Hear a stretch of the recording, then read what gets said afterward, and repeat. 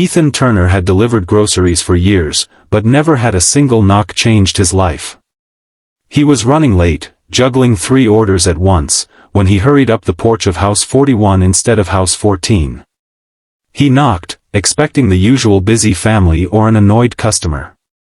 Instead, the door opened slowly. A frail woman with silver hair stared at him, then her hand flew to her mouth. You look just like my late husband," she whispered, her voice trembling. Ethan froze. No one had ever said something like that to him. He glanced at the photo frame behind her, a smiling man in uniform, strong jaw, kind eyes eerily similar to his own. Embarrassed, Ethan apologized for the wrong delivery and tried to leave, but the woman's voice stopped him. "Please, could you help me bring in the groceries? I haven't had company in weeks." Something in her tone cracked open a place in his heart he didn't know existed. He carried the bags inside, noticing the lonely quiet of the small home. She introduced herself as Margaret and spoke gently about her husband, Daniel, who had passed away 2 years earlier. Ethan listened, really listened, as she shared stories filled with love, loss, and memories. Before he left, Margaret pressed his hand. "Thank you. For a moment, it felt like my Daniel came home." Walking back to his car, Ethan realized he hadn't just made a delivery, he had delivered comfort to a lonely heart. Ethan couldn't shake the feeling the encounter had left inside him. For the rest of his shift, Margaret's trembling smile and the photograph of her late husband replayed in his mind. He delivered groceries to dozens of homes, but none stayed with him the way House 41 did. The next afternoon, he found himself driving past her street. He told himself it was coincidence, but deep down he knew it wasn't. Something was pulling him back. When he stopped at a red light near her home, he noticed an elderly woman sitting on the porch, struggling to lift a small box. Without thinking, Ethan parked and rushed over. "Margaret? Are you okay?" She looked up, surprised, and relieved. "Oh, Ethan, you're back," she said softly. "This package is heavier than it looks." He carried it inside and placed it gently on the table. Margaret smiled, but there was a tiredness in her eyes he hadn't seen yesterday. "Do you have family nearby?" he asked. She shook her head. "My husband and I never had children. And most friends, well, life gets quieter as you grow older." Her words sank heavily into the room.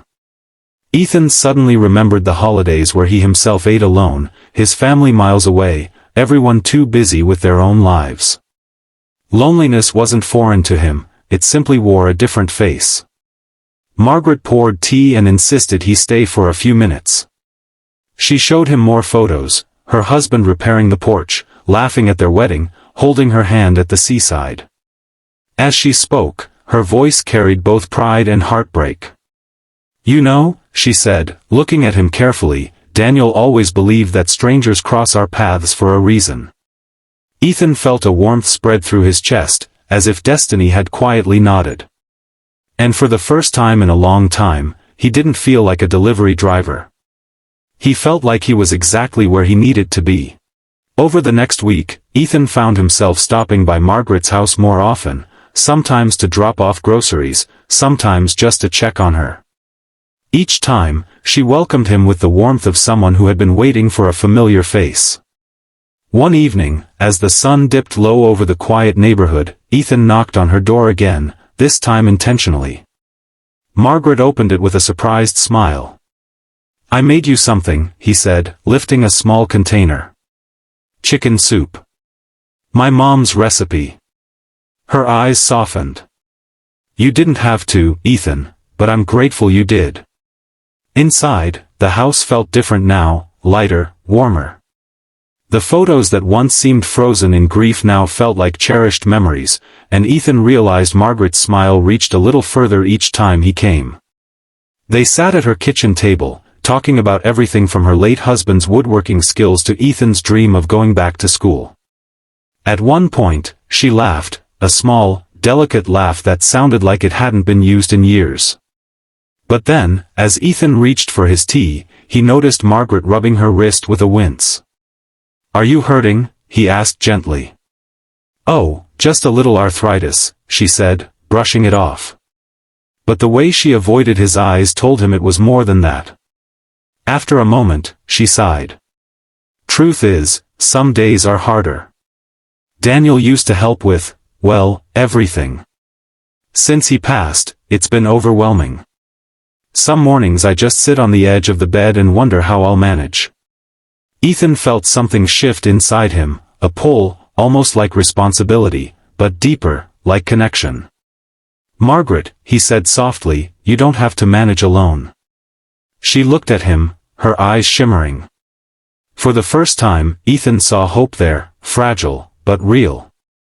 And he realized that for both of them, this unexpected connection was beginning to fill an empty space neither had dared admit existed. The following Saturday, Ethan showed up at Margaret's house with a toolbox, fresh groceries, and a quiet determination. She opened the door in surprise. "Ethan? What's all this?" He lifted the toolbox. "You mentioned a few things around the house needed fixing. I thought I'd help." For a moment, she just stared at him, torn between gratitude and disbelief. "You remind me so much of Daniel," she whispered. "He used to do things like this, without being asked." Ethan smiled gently. "Then I guess I'm honoring him today." He spent the morning repairing a loose porch railing, tightening cabinet hinges, and replacing a flickering kitchen bulb. Margaret followed him from room to room, chatting, reminiscing, occasionally wiping her eyes when she thought he wasn't looking. Around noon, Ethan took a break and sat with her on the porch swing. The autumn breeze carried the smell of pine and distant chimneys. "You know," he said, "I've never really felt like I belonged anywhere. But coming here, helping you, it feels right." Margaret folded her hands, her voice trembling. "After Daniel passed, this house felt like a memory I couldn't live in anymore. But when you walked in, wrong address or not, something shifted." Ethan looked at her, suddenly realizing the weight of her loneliness, and how deeply he had stepped into that empty space. But then she hesitated, her tone turning fragile.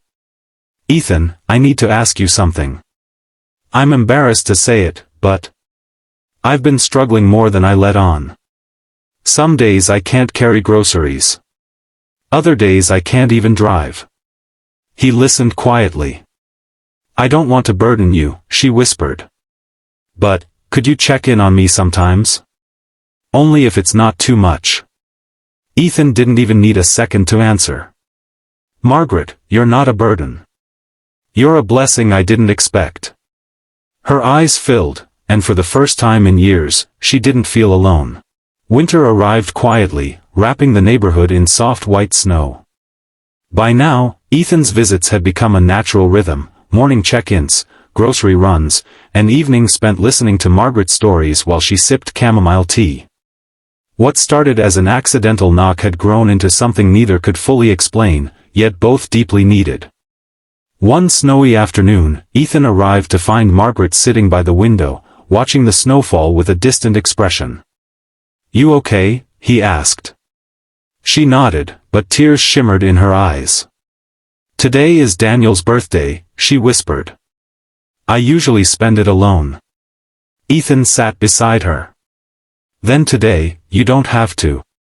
He cooked her a small dinner, nothing fancy, just warm and thoughtful. They placed Daniel's photo on the table and Margaret shared memories that made her laugh, cry, and breathe a little easier. Near the end of the evening, she looked at Ethan with a softness he hadn't seen before. "You've given me something I thought I lost," she said. "Not just help, but companionship. Life." He swallowed hard. "You gave me the same. I didn't have anyone in this city. I felt invisible every day. And then I knocked on your door." Her hand trembled as she reached over and squeezed his. "Maybe Daniel was looking out for both of us," she said with a trembling smile. Ethan glanced at the framed photo, Daniel in uniform, smiling proudly. "Maybe he sent me," Ethan whispered. As the snow continued to fall outside, there was no longer an old woman mourning a quiet house or a young man drifting through life alone. There were simply two people, once strangers, who found in each other the warmth, belonging, and unexpected family they didn't know they were missing. And the wrong door had turned out to be the right one all along.